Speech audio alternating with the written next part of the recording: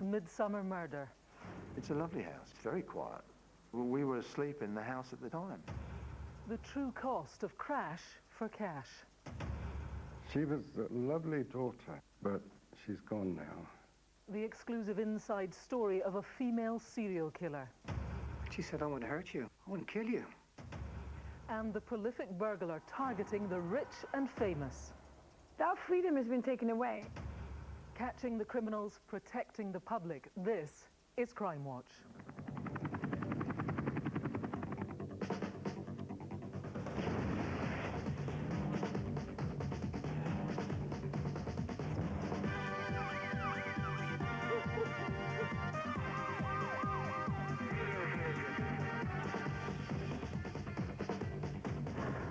Hello and welcome to Crimewatch. We are live for the next hour with this month's latest crime investigations, news and appeals. There are dozens of detectives right here in the studio ready for your call.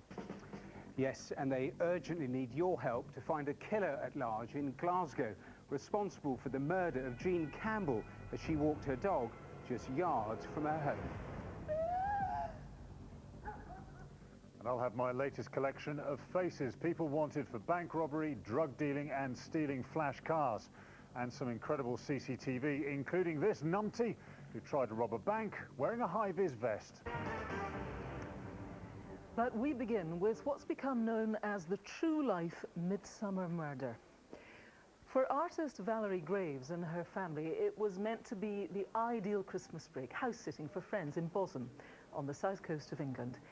But the festivities ended with the brutal murder of the 55-year-old grandmother.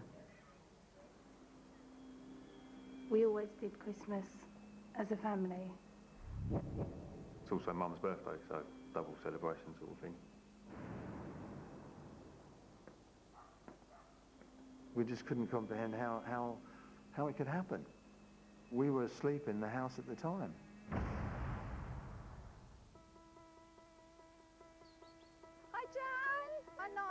Valerie Graves spent last Christmas with her family house-sitting for a friend in the small village of Bosham, just outside Chichester. We were always invited down at weekends whenever we wanted to come down and stay, so it's just been a sort of a friendly relationship, and when they've not been there, we've been invited to use the home. Several family members dropped in over the festive period, whereas a core group made up of her sister Janet, her partner Nigel and Valerie's mother Eileen remained at the house for most of the holiday. Jan and Valerie's mother was ill prior to Christmas and she was hospitalised with pneumonia. And Valerie had come down from Scotland as a carer, and it was just decided that we would be able to all meet over the Christmas period and all stay in the house because it was larger. It's a lovely house.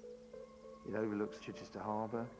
There's a creek inlet, wide open spaces. It's very quiet. We'd stayed at the house a couple of times a few years before, so it's somewhere that we knew.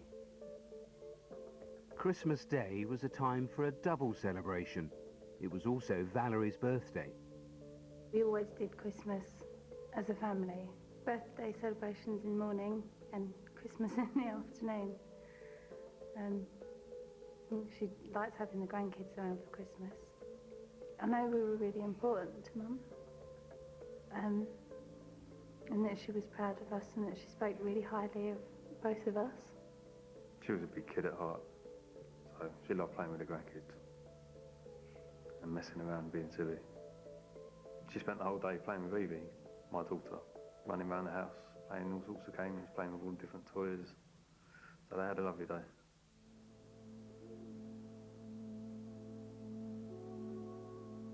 After a busy few days of hosting the festivities and with various family members going their separate ways, Valerie, her sister and mother sat down to watch a film. Nigel had been out with friends. Bit of match of the day. He returned home at about 9:20 that evening. They had a busy day, so everybody started to drift off to bed around about 10:30, and left me sitting there watching TV, and I went up later.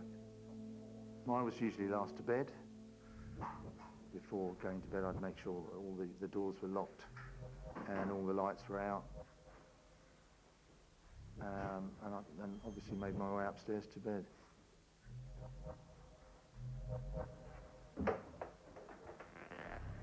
Valerie was staying in the downstairs bedroom at the back of the house. Detectives believe someone may have been watching her as she prepared to go to sleep.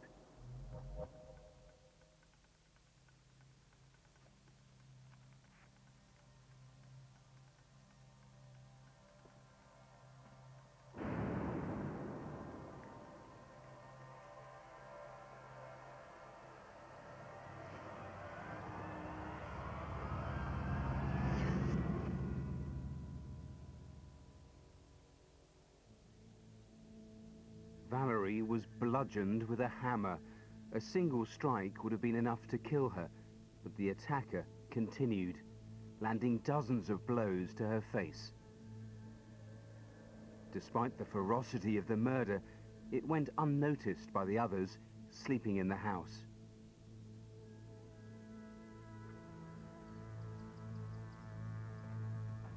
Jan was up first.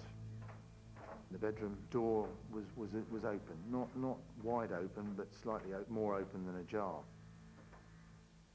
I sat in the bedroom and I was reading for half an hour. Then I came down and spoke to Jan and said, "Oh, is Valerie up?" Because her door was open. Not up yet. I think she's in with Mum. She said no, she hadn't seen her. Her mother was in the front bedroom on the ground floor. She may well have had a bad turn in the night, and Valerie may have gone in there to look after her or be with her. So we didn't think anything out of the ordinary. Do you mind going to the shop? At 9:20, Nigel went out to buy bread and milk. It was then that Janet decided to see if Valerie wanted a cup of tea.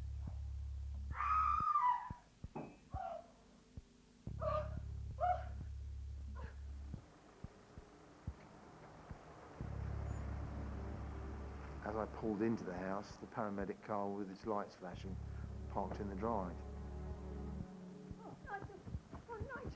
Is it your mum? My first reaction was that perhaps Eileen had been taken ill, and I saw the paramedic in the bedroom that Valerie was occupying, and that's when Jan sort of told me that she'd found her, and that she was dead. You end up asking why. Your brain can't comprehend it. And who would want to hurt someone so lovely? I don't think I'm over the shock yet. No. I don't think we ever will be. No. She's going to miss so much, miss her grandchildren growing up, things she wanted to do, places she wanted to see and travel. She's not going to get to see any of it now. We're not going to be there to do it with her. There are silly times that I think, oh, I need to text Mum. Not seeing her again is just horrible. Well, the detective leading this investigation is Detective Superintendent Nick May. He joins us now with his team. A very violent case, a very mysterious case, this one. Yes, Valerie was found dead on Monday the 30th of December in an address where she didn't usually live and where very few people would have known that she was there. One of the clues that you do have is the murder weapon. You found that. Tell us about this. Yes, we have. The hammer is very similar to this one. It's about 30 centimetres long. We actually found it about 800 metres from the address and in an entrance to a farmyard, and we'd be very interested to find anyone who saw or heard anything suspicious in that area. Now, you want to hear from viewers who have maybe concerns about someone but really don't know if they should come forward. What would you like to say to them tonight? Yeah, I believe very strongly that the person who did this will have a history of violence, and that somebody close to them, either in a professional or personal capacity, will have an idea about this, and I'd like that person to call tonight. Somebody watching might think, you know, I do want to get in touch. I feel afraid. I mean, you know, this person murdered a woman lying in her bed with a hammer. What would you say to reassure them? This is not about grassing, this is not about snitching, this is about catching a killer before it happens again. And the people can call in and they do not have to leave their name tonight. Okay, Detective Superintendent Nick May, thank you very much for updating us on that. It's a mystery, but surely Valerie's family deserve to know what happened. There's a £10,000 reward for information that leads to an arrest and conviction of the murderer. So if you can help, please, I would urge you to do the right thing and call our studio tonight. There's the number. It's 0500 600 600. Martin. And we start our Wanted Faces tonight with Milo Cicek. Detectives from West Yorkshire urgently need to trace him in connection with a rape at knife point in Bradford 3 weeks ago. The 20-year-old, who's originally from Slovakia, may well be with his pregnant girlfriend. He has a tattoo of the face of Jesus on his right inner forearm. Cicek is considered to be dangerous, so if you know where he is, call the police immediately. Next is Michael McInerney. He's wanted in connection with the death of a man who was thrown from a moving van during a robbery. McInerney, who uses a variety of aliases, including Michael Amer and John Patrick or Lee Connor, has links throughout the home counties. The 33-year-old, who has an Irish accent, is an identical twin, but Michael is distinguishable by a red dot on his left eyelid and a scar on the inside of his right forearm. Michael McInerney is considered dangerous, so if you see him, just call 999. Number 3 is Ardian Bujaj. Police want to trace him in relation with the possession and supply of cocaine worth more than £500,000. 40-year-old Bujaj, who is known as Albanian Danny, has links to Manchester, Derby and London. Now, despite being Albanian, he likes to pretend he's Italian, and he may well be using false identity documents. And lastly, for now, is Carl Patrick Delaney, also known as Paddy. Officers want to speak to the 37-year-old about the theft of computer equipment worth almost £2 million from the back of a lorry, which was en route to the Netherlands. Delaney, who has an Irish accent and links to County Kildare and to Kent. Now, all the faces are on the website. If you know where they are, call and text the numbers on screen. Texts will be charged at your standard message rate. Now, crash for cash, where criminals stage fake accidents to make money from the insurance claim, is costing the industry nearly £400 million a year. That's passed on to us, of course, adding around about 50 quid to each of our premiums. But more worrying is the risk to other motorists. Earlier this month, the final member of a gang who caused the first fatality from one of these crashes was jailed. The victim, Baljinder Gill, was 34, and her family have given their first interview to Crimewatch. She was a lovely daughter, and she was full of life. But she's gone now. She's very caring. And the bubbly girl, he's to look after everybody. My sister was like my second mother. There's no one ever who would ever take her place. Never take her place. Crash for cash is a scam that puts innocent drivers in danger. Here's how it works. In most collisions, when one vehicle crashes into the back of another, the driver of the vehicle behind is deemed to be at fault. So the fraudsters create accidents for which that driver can be blamed. They then make their money from the claim to the insurance company. There are 3 types of crash for cash. Sometimes criminals simply fill in the paperwork stating a crash has happened. These are called ghost claims. At other times, in staged crashes, they deliberately damage 2 of their vehicles away from the public eye. But the category that causes the most risk to other drivers is the induced scam, when an innocent motorist is made the at-fault driver. Gangs will often go out in convoy to target a victim. Just one fake accident can earn the fraudsters up to £30,000.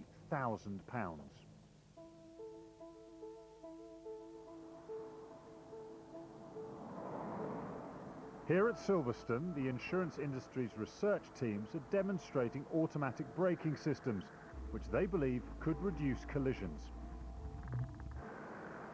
A sensor on the vehicle detects when the car in front is too close and slows down to avoid hitting it.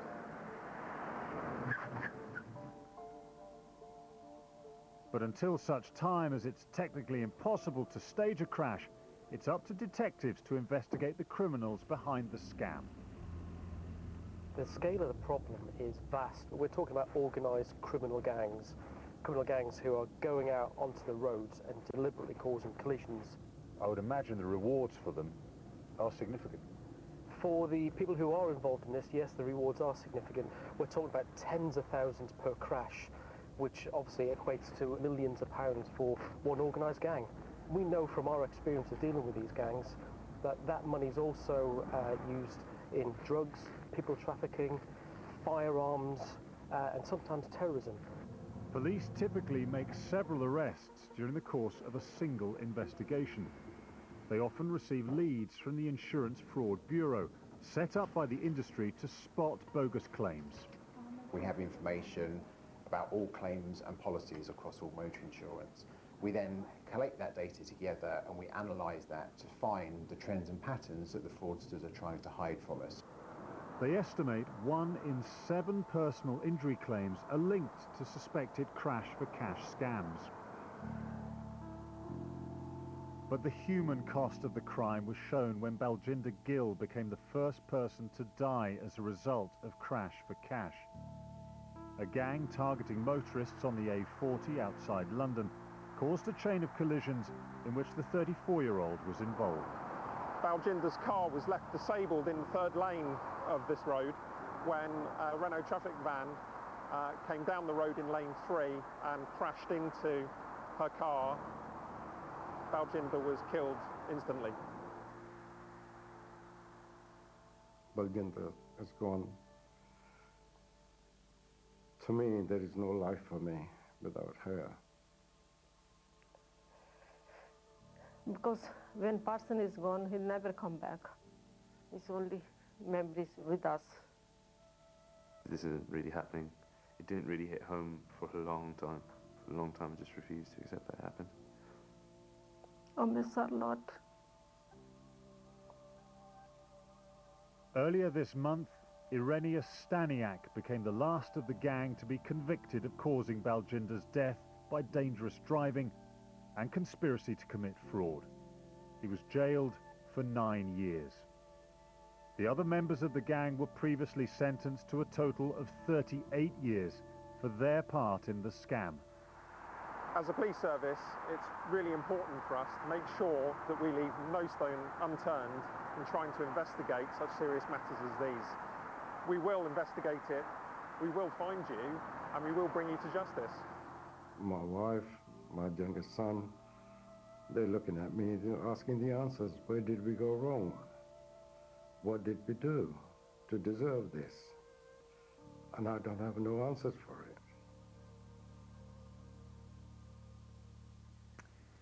Well, I'm joined now by DCI Dave Wood of City of London Police, whose team deals with all kinds of insurance fraud, as well as BBC One Formula One presenter and lifelong motoring obsessive, Susie Perry. Welcome to you both. Dave, to you first of all, Crash for Cash has been around quite a long time. It's evolving though. Explain a bit more about it. That's right, Kirsty. We've seen a recent trend which goes by the name of Flash for Crash. What that involves is villains plotting up their vehicle at a busy junction. They then beckon the oncoming innocent motorist to proceed ahead by flashing their lights. As they do so, the villains drive their car into the innocent motorist, causing a crash, which then creates their meal ticket.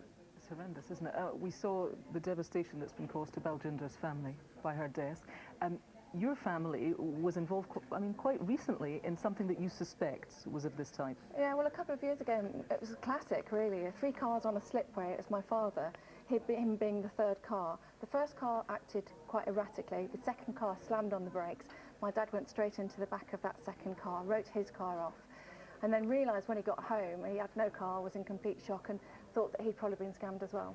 Dave, when people watch this tonight and they see some of that CCTV film, what do we do? It's very difficult to give advice, surely, to motorists. What advice would you give them if they get caught up in something like this? I'd say 3 things I'd like to say to them is first, be safe when you get out of the vehicle.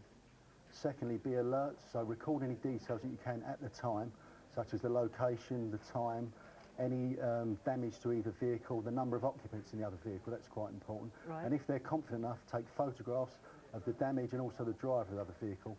And the last one would be is if they genuinely think it is a crash for cash, then get on the phone and request the police to attend the scene of the crime. Right, all good advice. What about the actual driving itself, day to day, Susie? What should we do when we're out on motorways, dual carriageways? I think making awareness is key, really. So if you are aware, you drive differently anyway.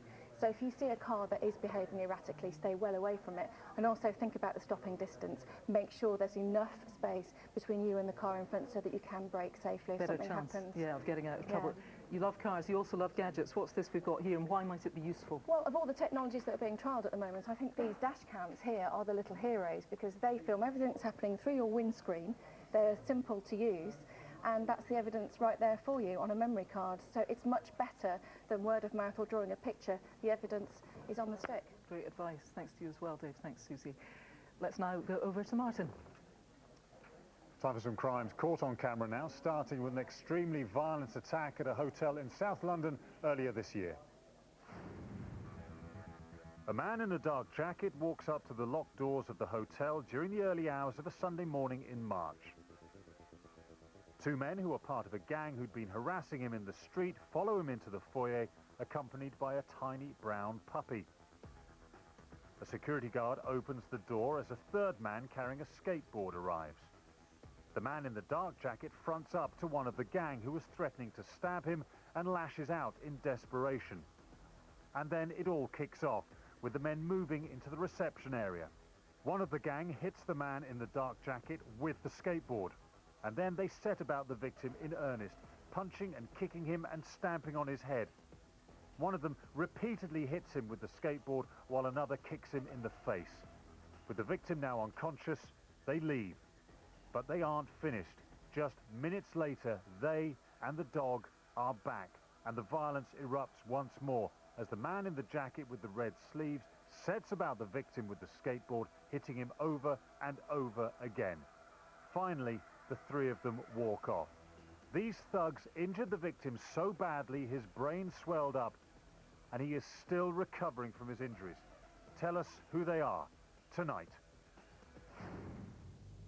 A man in a black jacket and cap walks into a bookmaker's in Manchester city centre on a Thursday evening last December. He chats briefly to the man behind the desk before leaping over the counter and grabbing him. The pair grapple, with the man in the cap punching the cashier several times. During the struggle, the attacker tried to open the cash drawer, but it was locked, so he ended up fleeing empty-handed. Now he took nothing, but he left this lovely shot of his ugly mug. Name, please. If you need another look, all the CCTV you've just seen is on the website. Call and text the numbers on screen if you can help. Right, still to come, will someone watching tonight be able to name the killer of Jean Campbell, murdered in a Glasgow park just moments after these pictures were taken? And some good updates on previous appeals, including a conviction for this thug who bottled a man in a row about his sexual prowess. But first, Matthew's got a roundup of the latest crime news. A female teacher has died after a stabbing at a school in Leeds. Police have arrested a 15-year-old male pupil in connection with the incident, and he is currently in custody. Officers were called to Corpus Christi Catholic College this morning. The teacher, who has not yet been named by police, was taken to hospital but later pronounced dead. Police have said there are no ongoing risks to pupils or staff at the school. Now, on our last programme, we featured a new appeal on the Madeleine McCann case. Officers were looking into a dozen crimes across the Algarve where an intruder entered British children's bedrooms. Well, since the programme, more than 500 people called police with information. Detectives say, as a result, a further 5 sexual assaults have come to light, as well as 1 near miss. We'll keep you posted on any further developments. Now, a triple murderer has been awarded £815 in compensation after his nose hair trimmers were damaged. Kevan Thakrar, who's serving a minimum 35-year sentence, was awarded the sum after reportedly becoming stressed over the damage to his trimmers and the loss of some personal items, including photographs and fruit juice. The losses occurred when the 26-year-old was being transferred to a new prison after he stabbed 3 prison guards with a broken bottle. The district judge ruled that the damage to his items was aggravated because the Ministry of Justice hadn't apologised promptly or sincerely enough. Finally, have you ever wondered how criminals feel when red-hot pepper spray is squirted into their eyes? These new police recruits in Cheshire know full well. Once qualified, the trainee specials can use the spray to disable violent suspects. But before they use it on others, they're asked to experience it for themselves. We will work out quite easily by your reaction whether you've done it or not. So if anybody doesn't want to do it, now's the time to say, because otherwise we'll be wasting aftercare that somebody else will need. The pepper spray is designed to scald and temporarily blind. It works. Okay, let's just keep an eye on what we're doing. Yes, it hurts. It's all right, it hurts. Good stuff. Okay, you can look out the other eye, remember. This exercise is featured on a new BBC One daytime series which follows recruits from their training to their first days on patrol, including new special Sarah Johnson. Proud of you, well done. Well done. Okay, put yourself on the line now, that's good stuff. Okay. It's all right. I have to say that was actually worse than childbirth. It was agony. It was horrible. If you have to use it now, you'll have a little bit more empathy with someone, won't you? And you go, actually, I know that really hurts. And you can see more of that series first time on the front line on BBC One, weekday mornings at 11:30.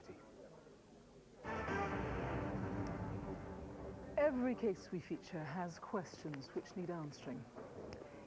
But the murder of Jean Campbell has more than most. The 53-year-old was brutally attacked back in December whilst walking her dog in Cranhill in the East End of Glasgow. So why would anyone want to kill this popular grandmother?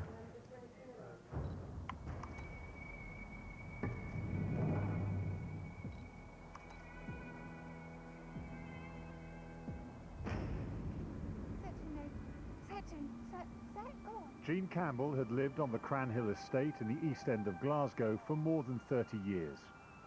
It was home to her, her husband John and dog Kai. Her 3 children had also grown up there. She was a tiny wee woman who took no nonsense, but she wouldn't see anybody left out.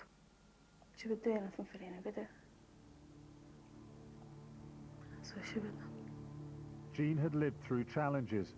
She lost one of her sons when he was just 24, and 14 years ago had a brain hemorrhage. We didn't think she would have survived that. She did. But she was determined.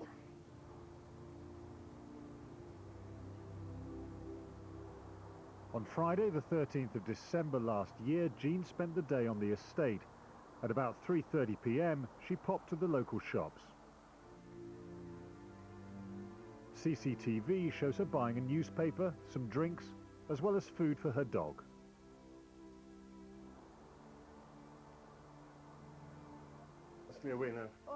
Later that evening, shortly after her husband John left for his night shift at work, she spent time alone in their flat, only leaving briefly to take the dog out for a walk. My dad always walked the dog before he went to work. I do know, obviously later on that night, she's took the dog out twice, for whatever reason. And the second time she never made it home. Her final walk was at 10:30 p.m. It's unlikely she'd planned to be out for long. She left home just wearing her pajamas, coat, socks and flip-flops. These are the last images of her alive before she entered Cranhill Park. It was a spot she regularly went to. She was less than 100 meters from her home.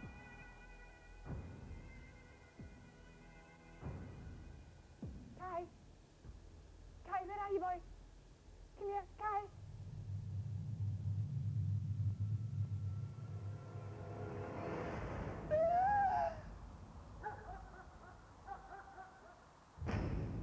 Jean had been severely beaten.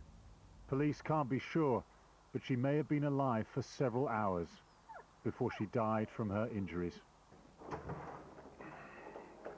Around 7:30 in the morning, Jean's husband returned home from work. Jean? Jean? Kai?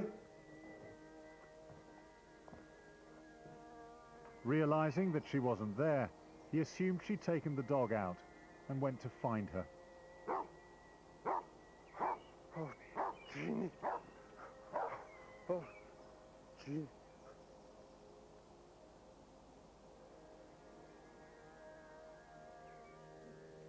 Just remember leaving my house and going to my uncle's, and that's when my dad and my brother were. We get told it was a murder investigation. I actually thought she'd died of a brain hemorrhage. Somebody does know something, and somebody knows who's responsible, whether it's through talk or anything, and it's just, don't keep somebody else's secret, actually, whereas at the end of the day, it's, I don't want somebody else's family going through this. I wouldn't wish this on anybody.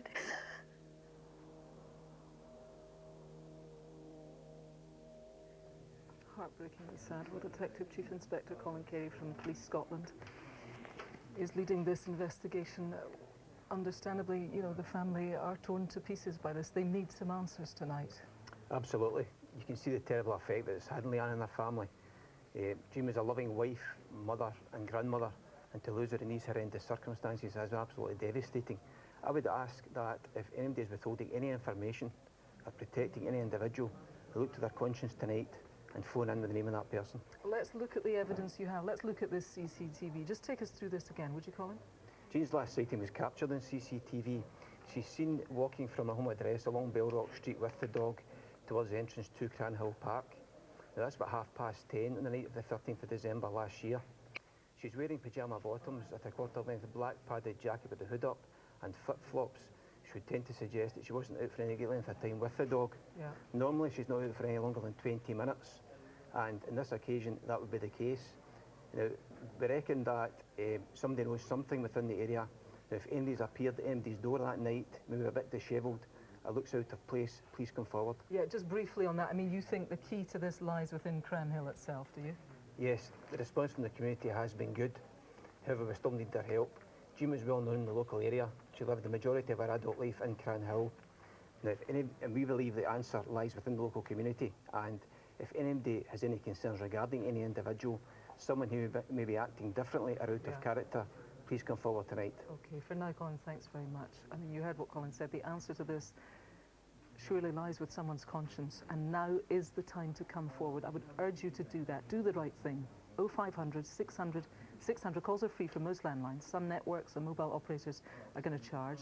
Or you can speak anonymously if you'd rather do that to Crime Stoppers. Let me give you their number. They're 0800 555 111. Let's go to Matthew.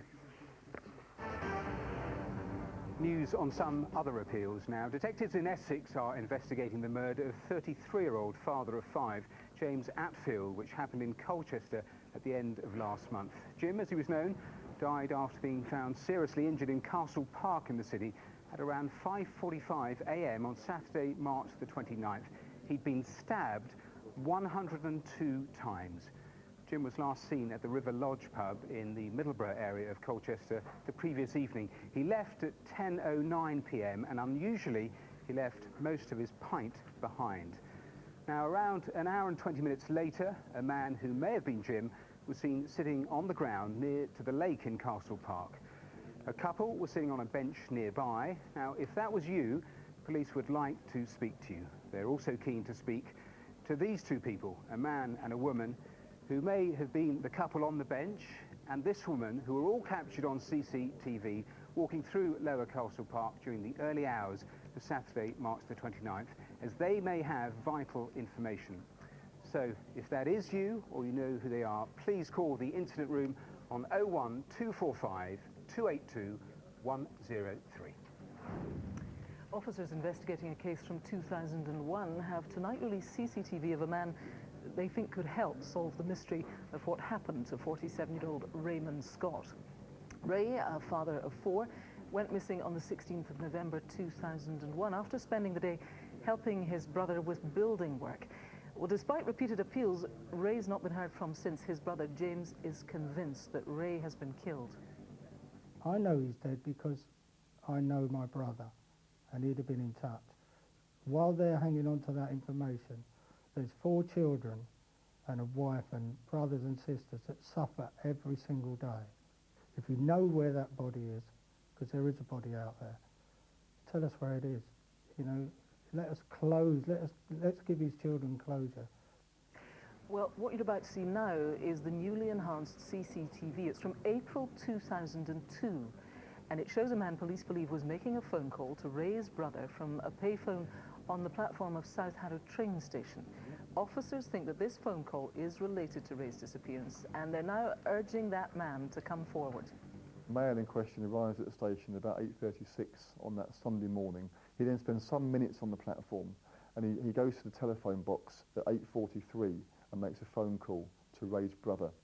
After that call is finished, he then returns to that phone box on 2 other occasions. So it may be he was trying to make another call or decided against it, I don't know.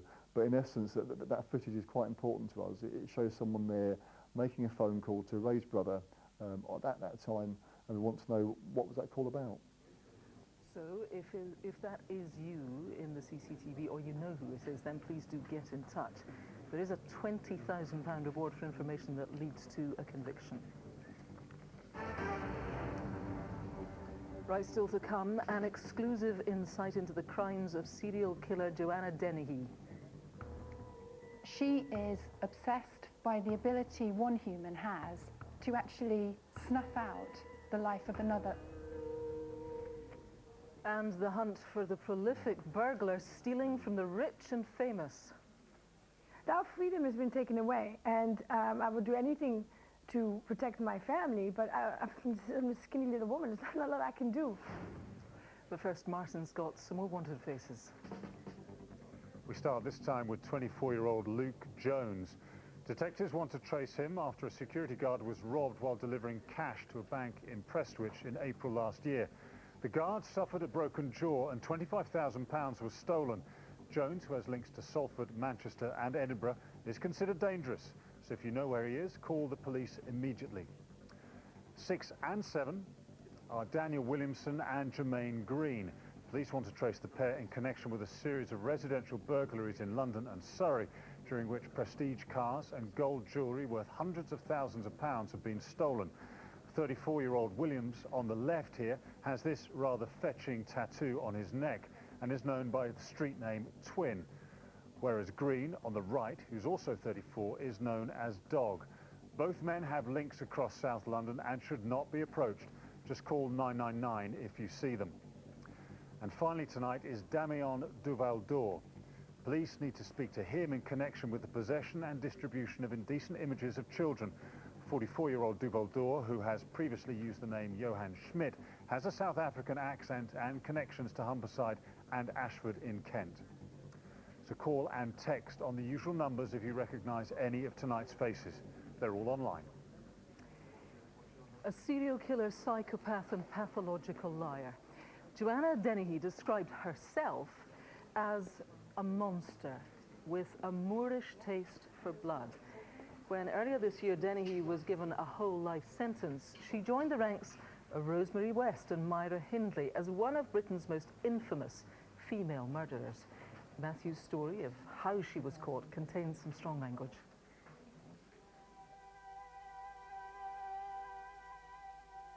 It was like a river of blood. She just kept coming for me.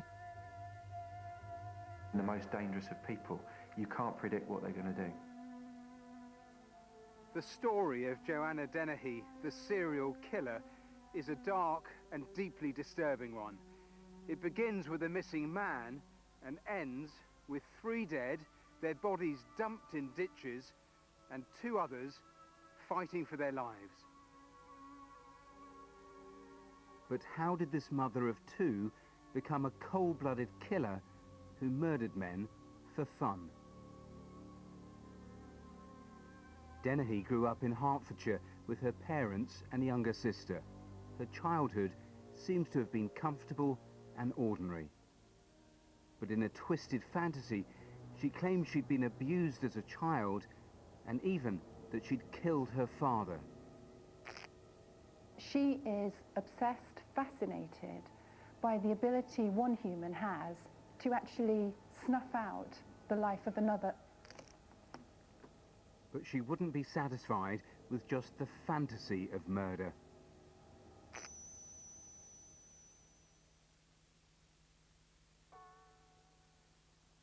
On Friday the 29th of March last year, Peterborough landlord Kevin Lee went missing. He was a 48-year-old husband with 2 children. Within hours of his family contacting the police, a car was discovered on fire. Checks quickly revealed it was his.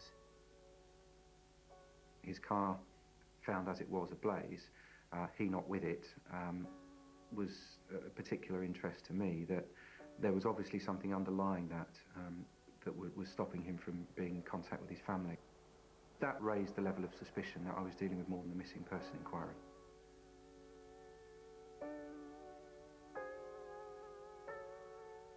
Their worst fears were soon realised. The body of Kevin Lee was found in a ditch. He'd been repeatedly stabbed in the chest, including through the heart. In a final act of humiliation, he was wearing a black sequin dress pulled up above his waist.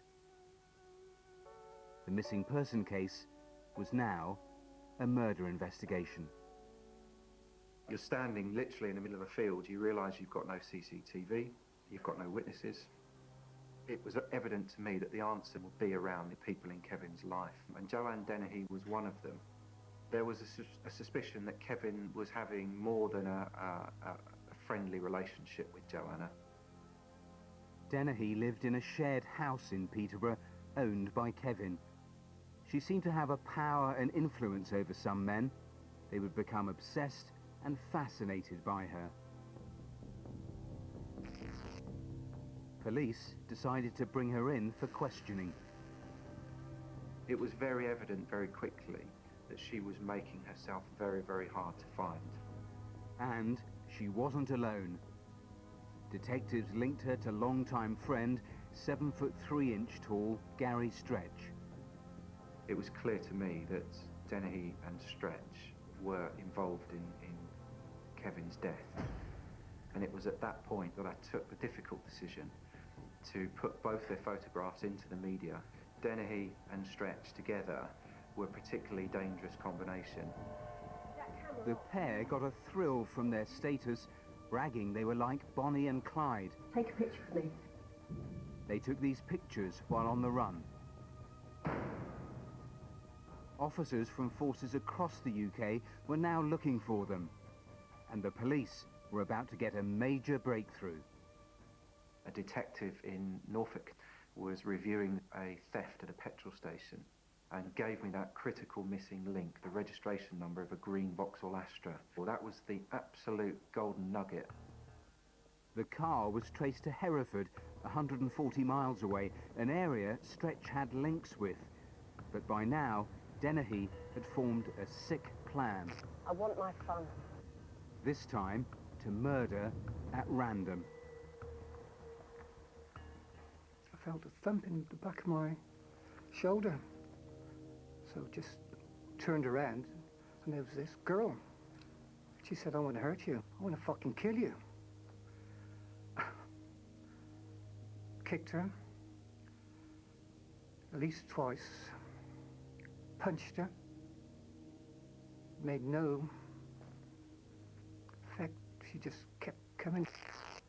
Dennehy left him for dead, but she hadn't satisfied her lust for blood. Within 20 minutes, she struck again. This time, the attack was even more savage. I mean, the first thought I can remember was, well, this is it, you know, this is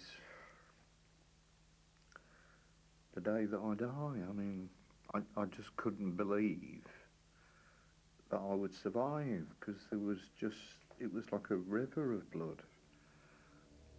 She was now taking more risks, attacking in broad daylight. But with multiple 999 calls reporting what she'd done, the police were closing in. At the very least in Cambridgeshire, we could show an association between Kevin and Joanna, and this was completely off the scale. Just 19 minutes after John Rogers was stabbed, police had caught Dennehy. She was arrested by officers in Hereford, was completely calm, offered no resistance, and even offered them the knife that she had carried out the attack with. Stretch wasn't in the car, but he was arrested within an hour. She was charged with 1 murder and the 2 attempted murders.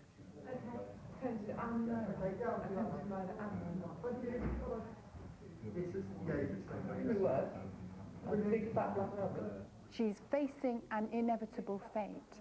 The cavalier, defiant behaviour that we see in the footage is a desperate last attempt to avoid the consequences, not to have to face up to that. But there were further horrors to come. 2 more bodies were found, not far from Kevin Lee's. The sense of shock that went through the incident room when I relayed that to my team was palpable. And it was, I guess, that critical moment where we all realised that we were dealing with something extraordinary now. Łukasz Slabozewski would turn out to have been Dennehy's first victim. Originally from Poland, the 31-year-old had only known her for a few days. He was stabbed once through the heart. The second body in the ditch, and also Dennehy's second victim, was 56-year-old John Chapman. He was murdered at the house he shared with her. She stabbed him once in the neck and 5 times in the chest, including again through the heart. She moves on from a simple, straightforward murder style to one which is much more frenzied. She's less focused on the ultimate destruction of the individual. She's done that, she's experienced that, and she's liberated now to express her full sadistic desires. Only Dennehy knows exactly why she killed. During 14 hours of police interviews, she refused to cooperate. Did you murder Łukasz Slabozewski? No. Did you murder Kevin Lee? No. Did you murder John Chapman? No. But while awaiting trial, she surprised everyone, including her own legal team, by pleading guilty. At the Old Bailey, she laughed, joked and swore in court as she became only the 3rd woman to be given a whole life term. She's in company of Hindley and West as female serial killers. The nature of her crimes are very different, but just as shocking. She's the only female serial killer I can think of, other than Rose West, who has committed the crimes purely for their own sake, for their own sadistic thrill.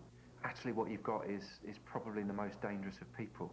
You can't predict what they're going to do, and it's absolutely right that she will die in prison. It's a staggering situation. There's the why. Was any more understood about the why?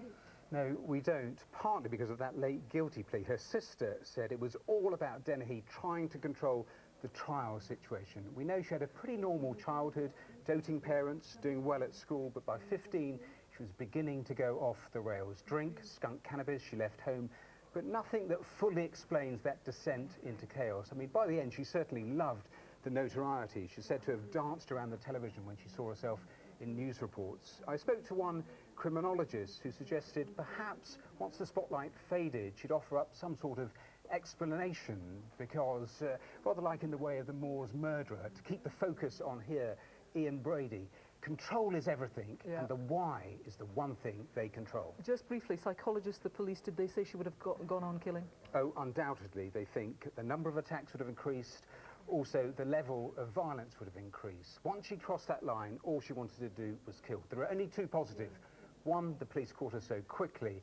The other is that Joanna Dennehy will spend every day of the rest of her life in a prison cell. Matthews, thank you. Let's go to Martin now. More crooks on camera now, starting with an arson attack in Berkshire earlier this year. CCTV cameras installed at a private house in Slough capture a group of men walking along a residential street late on a Monday night in February. Two of the men walk up to the front door where they spray some sort of flammable liquid onto the floor. A third man then appears and throws a match, but it doesn't catch light, so he tries again. This time the liquid ignites and engulfs the door in flames. The men then run off. Thankfully, no one was injured. Now, these men set light to a family home. Tell us who they are tonight. A group of friends walk up to a bus stop in central London early on a Saturday morning last June. They check the timetable before two of them walk off, leaving one woman to wait for her bus. Also at the bus stop is a man wearing jeans and a dark jacket and carrying a rucksack, as well as an older guy in a suit. The older man catches his bus, leaving the woman and the man in the dark jacket alone. After a few minutes, the man suddenly lunges at her and sexually assaults her. He then runs off.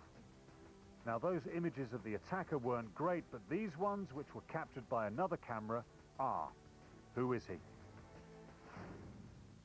A man wearing jeans, a hard hat and a high-vis vest walks into a branch of Lloyd's Bank on a Thursday afternoon last month.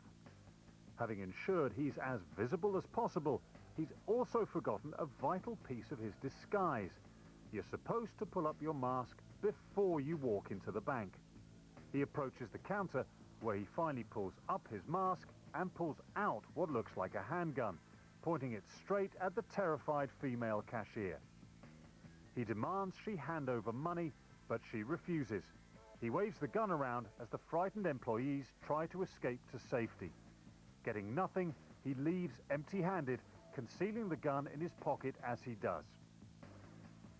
He tried to commit armed robbery whilst wearing a luminous jacket. Name this bungling bank robber tonight. Well, if you can name anyone featured in tonight's CCTV, please get in touch in the usual ways. News now on some previous cases. In January, we showed you this shocking footage of a man smashing a beer bottle in the face of another man outside a nightclub in Harrogate. We had lots of calls to the studio that night, naming him as Stephen Mark Gibson from Easingwold in North Yorkshire. And the following day, he handed himself in to police. Well, earlier this month, Gibson was given a 20-month suspended prison sentence and ordered to pay £1,500 compensation. Apparently, the whole thing happened after an argument over their sexual prowess. Now, in November, we showed you this CCTV of an attempted robbery at the Barclays Bank in Llandaff in Cardiff, during which a security guard was ambushed as he made a cash delivery. Well, an off-duty police officer from the West Midlands was watching the show that night, and he identified the robber as Naeem Ariodeh. Earlier this month, the 21-year-old was convicted and sentenced to 32 months in prison. Great result. And finally, last year, we showed this footage of a man who indecently exposed himself and committed a sex act in front of two young girls on a bus in Devon. A mental health consultant was watching the show, recognised him as a former patient and contacted the police. As a result, 39-year-old Daniel Pratley from Oakhampton was arrested and charged. Earlier this month, he was jailed for 12 months, suspended for a year. All great results and all thanks to your calls. Next, the investigation into an extremely prolific burglar with very expensive tastes. As you can see, he's been captured on camera, breaking into several multi-million-pound homes in South London. He targets the rich and famous, and detectives believe he's responsible for over 140 offences, including at the family home of the tennis legend Boris Becker. Well, DI Daniel O'Sullivan is in charge of catching this fellow. What do we know about this guy? We know this individual's targeted a number of wealthy families in the Wimbledon Village area. He's targeted safes and he's cut CCTV systems. We're also aware that he's stolen very few items, and a lot of people don't actually know they've been burgled. Okay, now, we said 140 crimes. That's a lot of crimes. He does slip up sometimes, even though he probably considers himself something of a professional. Let's take a look, Daniel, at this CCTV. Tell us what we're seeing here. This is imagery from 2009, where we see the suspect with his hand over his face. Right. And he appears to be talking into some kind of dictaphone. Right, now what's coming up next? When is this and what's he up to? This is from March 2013, and he gets caught on CCTV camera, which is a rare glimpse of his face. And we've got another one here. He's in somebody's kitchen here, is he? That's correct, yes. This is from this year, and we can see him meticulously searching kitchen units and trying to identify something that's still. Right, okay. Now as we mentioned, Boris Becker's family, their house was broken into. Luckily, the Beckers weren't at home on either occasion. But Boris's wife, Lily, has spoken to us about how it feels to be targeted by this man. Not only do I have to switch on all the alarms, I have to leave some lights on in the house. And when I can't enjoy my living room because it's connected to the garden where he's jumped over a few times. Our freedom has been taken away, and I would do anything to, protect my family, but I'm a skinny little woman. There's not a lot I can do. He can't make this his profession. He cannot just get away with this and take people's stuff. We've even talked about moving and really creating almost a fort, but making it so safe that I feel safe, and that shouldn't be like this. It shouldn't. That was Lily Becker there. So if you know who this man is, then please do call the number on our screen now. And if you yourself have been a victim of crime, there's always the victim support line. They're on 0845 30 30 900. Just time now for a very quick last update on what's coming on the phones. Here's Martin. Now remember that CCTV we showed you, the man being assaulted in the hotel, being hit over the head and kicked, being hit by that skateboard. Well, we've had lots of interesting calls coming in, lots of people giving names for those suspects.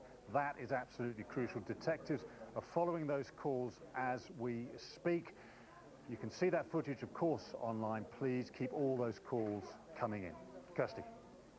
Thanks, Martin. Right, that's everything for now. But remember, all of tonight's appeals are on our website, and you can stay up to date with how the cases progress via Twitter. The phone lines, well, they're going to be open until midnight tomorrow, and we're going to be back again tonight at 10:40.